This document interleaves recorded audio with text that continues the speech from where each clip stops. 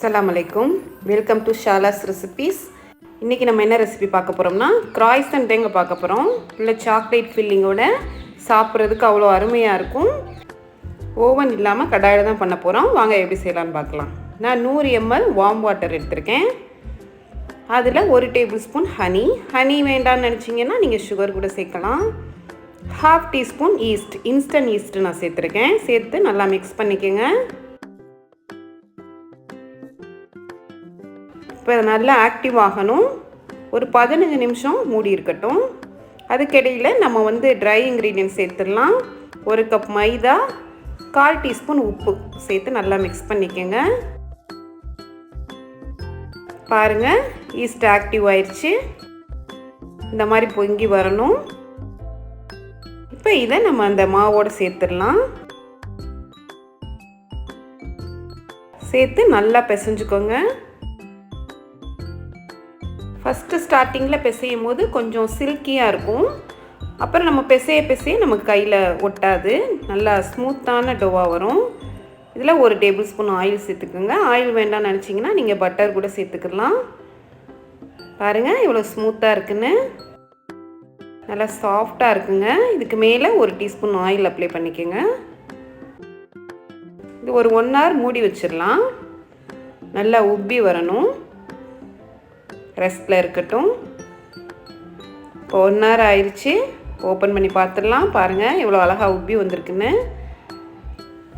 Counter டாப்பில் கொஞ்சமாக மைதா சேர்த்துக்கோங்க, இல்லைன்னா அடியில் ஒட்டும்.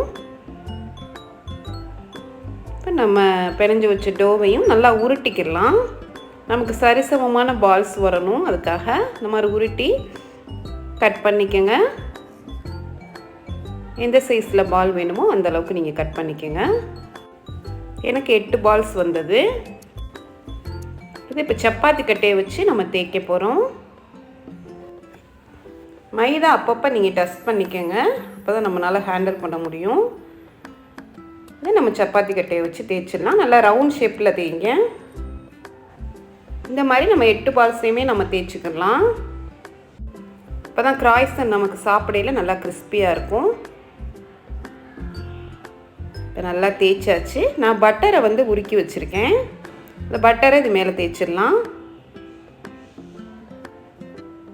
நல்லா தேய்ச்சிக்கோங்க, எல்லா இடமும் படுற மாதிரி. இதுக்கு மேலே கொஞ்சமாக மைதா டஸ்ட் பண்ணிக்கோங்க.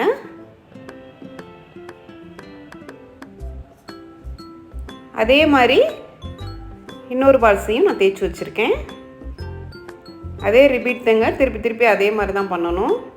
மேலே கொஞ்சமாக பட்டர், அதுக்கு மேலே மைதா. இந்த மாதிரி நான் எல்லாத்தையுமே தேய்ச்சாச்சு. ஃபைனலாக இதுக்கு மேலே லாஸ்ட்டாக உள்ள அந்த பால்ஸ் தேய்ச்சி வச்சுட்டு மேலே லைட்டாக அந்த மாதிரி அழுத்தி விட்ருங்க. சரிசமமாக வரணுங்கிறதுக்காக. இப்போ கட் பண்ணிடலாம். இந்த மாதிரி குறுக்க கட் பண்ணிக்கோங்க. நீங்கள் எந்த அளவுக்கு கிராய்சன் வேணுமோ, இல்லை சின்ன சைஸாக வேணும்னா நீங்கள் இன்னும் குறுக்க கட் பண்ணிக்கலாம். நான் இந்த சைஸில் பண்ண போகிறேன்.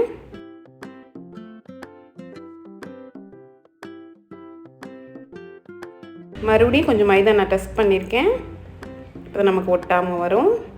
இந்த மாதிரி நல்லா லென்த்தாக தேய்ச்சிக்கோங்க. தேய்ச்சி ஓரத்தை லேசாக கட் பண்ணி விட்டுக்கோங்க. மடக்கிறதுக்கு நமக்கு கொஞ்சம் ஈஸியாக இருக்கும். நல்லா லென்த்தான டார்க் சாக்லேட் வச்சுருக்கேன். அப்போ தான் நமக்கு எல்லா இடமும் நமக்கு சாப்பிடையில் சாக்லேட்டியாக இருக்கும். அதுக்காக அவ்வளோதாங்க. இந்த மாதிரி ரோல் பண்ணிக்கிடலாம். ரொம்ப ஈஸியான ரெசிபி.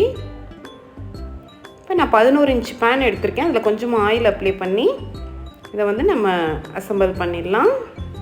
மூடி வச்சுருங்க. ஒரு 15 நிமிஷம் இது ரெஸ்ட்டில் இருக்கட்டும். இதுக்கு மேலே கொஞ்சமாக பால் வாஷ் பண்ணிக்கிறேன். பால் வேண்டாம்னு நினச்சிங்கன்னா நீங்கள் எக் கூட பண்ணிக்கலாம். நல்ல கலர் கொடுக்கும். அதுக்காக இந்த பாலை வச்சு நம்ம வாஷ் பண்ணிக்கலாம்.